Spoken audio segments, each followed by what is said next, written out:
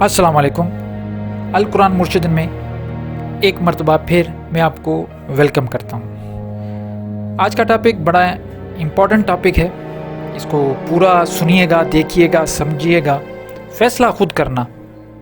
मेरा मकसद है चीज़ों को आगे आपके सामने रखना, आप ख़ुद देखो, पूरा वीडियो देखो, इसमें कुरान की आयतें, सारी दलीलें मौजूद हैं। अगर आपको लगता है इस दलील में कोई दम है तो आप ज़रूर ख़ुद भी तहकीक कीजिएगा।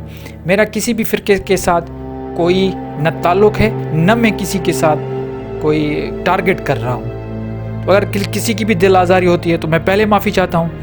तो इसलिए मैं ये बातें इसलिए करता हूँ ताकि अगर कोई भी मुझे कोई स्टैंप ना लगा पाए कि मैं फ़िलहाल फ़िरके की हिमायत करता हूँ और फ़िलहाल फ़िरके की मुखालफत करता हूँ। तो बिना देर किए हुए ये बड़ा इम्पोर्टेंट है और ये समझें कि इस टॉपिक पे बहुत सारे लोगों ने बात की है। मैंने समझा कि मैं अपनी फ़हम आपके सामने ज़रूर रखूं। तो चलते हैं इस पूरी वीडियो, पूरे लेक्चर को गौर से देखिएगा, फिर आपको इंशाल्लाह चीज़ें वाज़े हो जाएगी। तो आज का जो टॉपिक है वो है क्रेब, केकड़ा। क्रेब यहाँ आप सी फूड में भी आ जाती हैं चीज़ें, दूसरी भी चीज़ें आ जाती हैं, लेकिन मैंने फोकस जो है वो ज़्यादातर क्रेब पे किया है कि क्रेब इस्लाम में खाना हलाल है या हराम है। तो इस बारे में कुरान हमें क्या बताता है। देखिए, मुख्तलिफ उलमा जो हैं, क्योंकि क्रेब का डायरेक्ट नाम नहीं लिया गया कुरान में, तो इसलिए अब क्या होता है कि कुरान का ये उसूल है कि जिन चीज़ों पे मना किया हुआ है तो उन चीज़ों के बारे में, उन चीज़ों के जो उसूल जो भी उस पर तय किए गए हैं उसको देखते हुए चीज़ें हराम और हलाल होती हैं।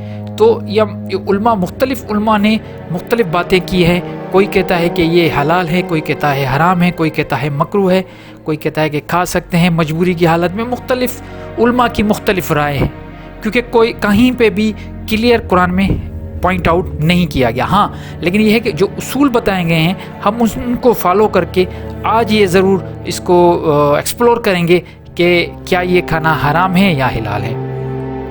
देखिए, हमारे इस्लाम में जो स्कूल ऑफ थाट्स हैं, जो फ़िक़े हैं, मुख्तलिफ फ़िक़े हैं, उनमें दो धड़े, एक जो धड़ा है वो कहता है, एक जो उलमा के कुछ उलमा हैं वो कहते हैं कि ये क्रेब खाना हलाल है, और कुछ उलमा जो दूसरे धड़े से ताल्लुक़ रखते हैं या दूसरे फ़िरके से ताल्लुक़ रखते हैं, जो भी फ़िक़े हैं वो कहते हैं कि ये हराम है। कोई कहते हैं हलाल है, कोई कहता है हराम है। अब जो ये कहते हैं हलाल हैं वो किस बुनियाद पे हलाल कर रहे हैं उसको, और जो स्कूल ऑफ थाट्स कहते हैं कि हराम है तो वो किस बुनियाद पे या किस दलील पे उसको हराम कहते हैं। अब स्कूल ऑफ थाट्स में मालिकी, हम्बली, शाफ़ी, हनफी ये सारे आ जाते हैं। उसको मैं एक एक करके आपको डिस्क्राइब करके पूरा बताता हूँ कि किस तरीके से उन्होंने हिलाल और हराम किया हुआ है। अब ये स्कूल ऑफ थॉट जो है, इमाम शाफ़ी, हनफी, हम्बली, मालिकी, ये सारे स्कूल ऑफ थाट्स हैं। ये किस तरीके से हलाल और हराम करते हैं इसको देख लेते हैं। According to the both Hanafi school and Shafi'i school of thought,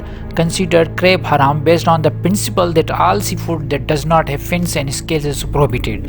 मतलब हनफी स्कूल और शाफी स्कूल कहते हैं कि ये हराम है क्रेब, क्योंकि इसमें ना तो फिन है न स्केल्स हैं, उस पर कोई वो निशानियाँ नहीं हैं जो मछली में होती है, इसलिए वो ये हराम है। और ये कहते हैं कि यही चीज़ कुरान में और हदीस में मौजूद है, वो अपनी दलीलें देते हैं। उसके बाद हम्बली उसको बिल्कुल कहते हैं कि ये हलाल है, ये सी फूड है। इनकी भी दलील कुरान में दिया हुआ है, वो भी मैं आपको दिखाता हूँ वो किस तरीके से इसको हलाल करते हैं। उसके बाद मालिकी जो है वो कहते हैं कि ये वैसे तो हलाल नहीं है, लेकिन अगर अलो है, इसको अलो हम करेंगे उस टाइम इमरजेंसी में, अगर कुछ भी खाने को नहीं है और आप मर रहे हो तो आप ये खा सकते हो। तो ये इन सब का अपना अपना एक दलील है, और इन पूरी दुनिया में ये मुख्तलिफ ये स्कूल ऑफ थाट्स मौजूद हैं और लोग इनको फॉलो करते हैं। अब हम ये देखेंगे कि कुरान क्या कहता है, क्योंकि हमारा हमेशा से यही रहा है कि हम अपना मुर्शिद बनाते हैं कुरान को, जो हिदायत लेते हैं कुरान से, और इंस्ट्रक्शन भी हमें कुरान से ही लेनी चाहिए। अब कुरान का उसूल मैंने आपको बता दिया कि उसमें हर चीज़ का जिक्र तो है, लेकिन उसूली तौर पे है, वो सारे प्रिंसिपल बताए गए हैं। बिल्कुल इसी तरह मैं आपको एक आयतें बता देता हूँ, फिर आप ख़ुद फैसला करना कि कौन से स्कॉलर सही हैं और आप किसको फॉलो कर सकते हैं, और आप ख़ुद भी देखें।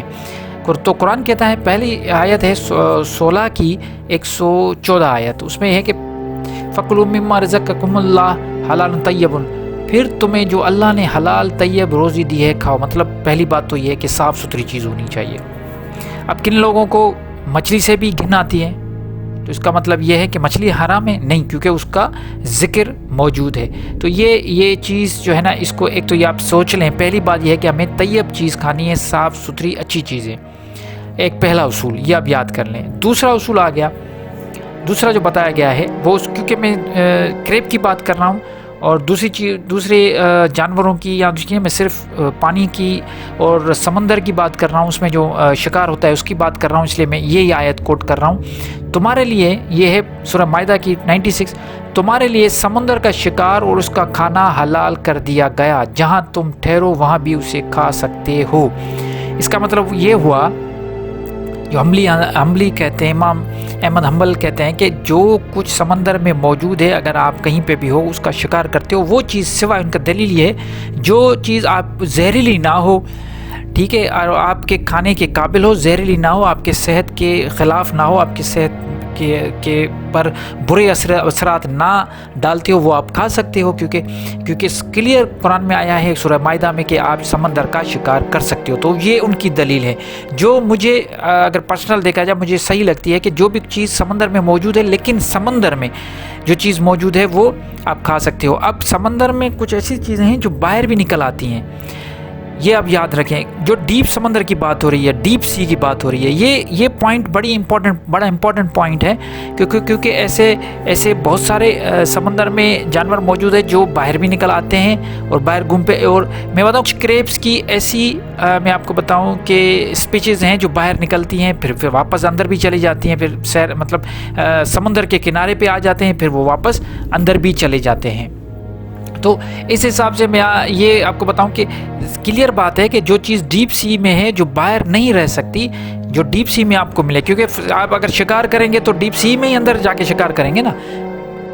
آپ کوئی سمندر کے کنارے میں تو شکار نہیں ہوگا، شکار ہوگا اگر آپ جا رہے ہیں کہیں سفر میں. تو اس کا مطلب ہے کہ ڈیپ سی میں جو بھی جانور آپ کو پانی میں ملتے ہیں وہ آپ کے صحت کے لیے اچھے ہیں، کھانے میں آپ کھا سکتے ہو. یہ میرا پوائنٹ آف ویو ہے جو مجھے سمجھ میں آتا. آپ بھی خود دیکھ لیں، اگر میں غلط ہوں تو مجھے بتا دیجیے گا، کیونکہ قرآن تو ہمیں یہ بتاتا ہے. اس کے بعد ایک اور آیت ہے جو میں آپ کے ساتھ شیئر کرنا چاہتا ہوں، وہ ہے 16 کی 116. وہ جو پچھلی آیت تھی اس کی کنٹینیوٹی میں ہے. اور اپنی زبانوں سے جھوٹ بنا کر نہ کہو کہ یہ حلال اور یہ حرام ہے، اللہ پہ جھوٹ مت باندھو.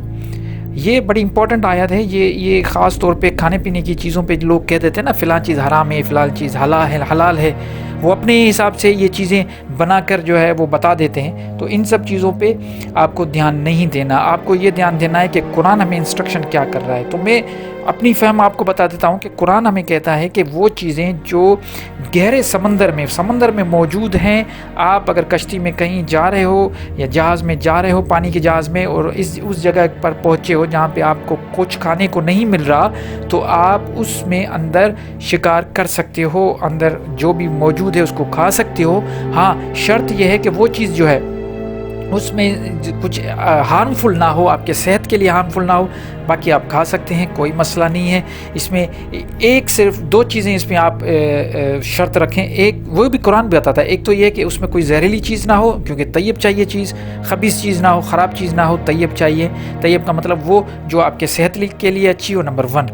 دوسرا آپ کی کیٹیگری یہ ہے کہ وہ ڈیپ سی میں ہو. ایسا نہ ہو کہ وہی چیز آپ کو باہر بھی مل جائے. ایسے بہت سارے کچھوے بھی ہیں جو باہر نکل آتے ہیں. اس کا مطلب یہ نہیں ہے کہ آپ کچھوے کھائیں گے، وہ چیزیں آپ کھائیں گے جو ڈیپ سی میں موجود ہوگی اور وہ باہر نہیں نکل پائے گی. یہ میرا اپنا فہم ہے، آپ اپنا فہم خود دیکھیں. قرآن کی آیتیں آپ کے سامنے، اس کے علاوہ بہت ساری چیزیں موجود ہیں. حدیثوں میں تو بہت کچھ لکھا ہوا ہے، ہم تو ڈائریکٹ قرآن کو دیکھتے ہیں. قرآن میں یہ لکھا ہوا ہے، جو کچھ ہمیں موجود قرآن بتا رہا ہے. میرا صرف یہی مقصد ہے کہ میں آپ لوگوں کے ساتھ وہ چیزیں شیئر کروں جو کچھ قرآن ہمیں حقیقت بتاتا ہے. باقی امام مالک کی ظاہر سی بات ہے ان سب چیزوں میں کتنی صداقت ہے، اسی وجہ سے تو یہ اتنے اسکول آف تھاٹس بن گئے. اسکول آف تھاٹس بننے کا مقصد ہی یہی ہے کہ اگر امام مالک کو کچھ اختلاف ہو گیا، امام حنبل کو یا امام شافعی کو، ان چاروں اماموں کو آپس میں چھوٹے چھوٹے اختلاف ہو گئے، وہ بھی اختلاف کس بات پہ ہوئے؟ یہ حدیثوں اور قرآن کی آیتوں کو دیکھتے ہوئے اپنے اپنے فہم میں اگر تھوڑے بہت اختلاف ہو گئے تو انہوں نے اپنے اپنے اسکول آف تھاٹس اور اپنی اپنی شریعتیں بنا دی. تو ہم بھی یہ حق رکھتے ہیں کہ ہم بھی پڑھے لکھے ہیں، ہم بھی تھوڑا بہت اگر قرآن کو دیکھ لیں، پڑھ لیں، اور جو چیز ہمیں سمجھ میں آئے، سمجھنے کے بعد ہم جو ہے نا، ویسے پاکستان میں زیادہ تر حنفی لوگ ہیں، اس کا مطلب یہ ہے کہ ہم سب فالو ابو حنیفہ کو کر رہے ہیں، تو اس کا مطلب یہ تھوڑی کہ ہم آنکھیں بند کر کے چلیں گے. جب قرآن ہمارے گھروں میں پڑھا ہوا ہے تو ہم قرآن کو پڑھ کے اور پھر یہ ساری چیزیں دیکھیں گے تو ہمارے لیے زیادہ آسانی بھی ہوگی اور چیزیں جو ہیں نا وہ واضح بھی ہوتے جائیں گی. آپ کو چاہیے آپ آس پاس کے لوگوں کو، دوستوں کو یہ ساری چیزیں بتائیں. یہ چھوٹی چھوٹی چیزیں بڑی امپورٹنٹ ہے. شریعت کا معاملہ ہے، شریعت کے معاملے میں ہمیں چاہیے کہ ہم سب مل کے ان سب چیز کو پر تحقیق کر کے اور پھر اس کو فالو کریں. امید کرتا ہوں آپ کو سمجھ میں آ گئی ہوگی. اگر پھر بھی کوئی بھی سوال ہو، کوئی بھی بات ہو تو ضرور مجھے کمنٹ کیجیے گا. انشاءاللہ میں پوری کوشش کروں گا جواب دینے کی. اپنا بہت خیال رکھیے گا، مجھے اپنی دعا میں یاد رکھیے گا. اللہ نگہبان.